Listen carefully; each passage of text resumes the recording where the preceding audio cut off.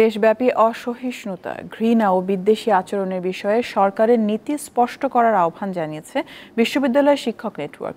এ প্রসঙ্গে প্রধান উপদেষ্টা বরাবর খোলা চিঠি পাঠানোর সিদ্ধান্ত নিয়েছেন তারা। শনিবার ঢাকা বিশ্ববিদ্যালয়ের শিক্ষক ক্লাবে আয়োজিত এক সংবাদ সম্মেলনে শিক্ষক নেটওয়ার্কের পক্ষ থেকে জানানো হয়, আজ বা আগামী 2-1 দিনের মধ্যেই এই খোলা চিঠি পাঠানো হবে।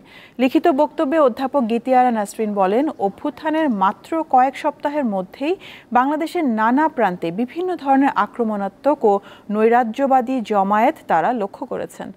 সেসব জমায়েত থেকে অপছন্দের গোষ্ঠী ও দলের বিরুদ্ধে কেবল হিংসাত্মক কথাবার্তাই বলা হচ্ছে না, ক্ষেত্র বিশেষে সেসব মানুষের ওপর হামলাও চালানো হচ্ছে।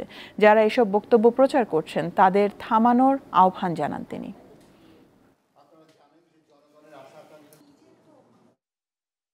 শ্রমিকদের নিগৃহীত করেছেন মালিকপক্ষের গুন্ডারা। বিশ্ববিদ্যালয়, কলেজ, স্কুল ও দপ্তরে ছোট ছোট অজস্র হিংসতার ঘটনা ঘটেই চলেছে। এভাবে চলতে থাকলে নাগরিকদের নিরাপত্তা বোধের অভাব তীব্রতর হবে।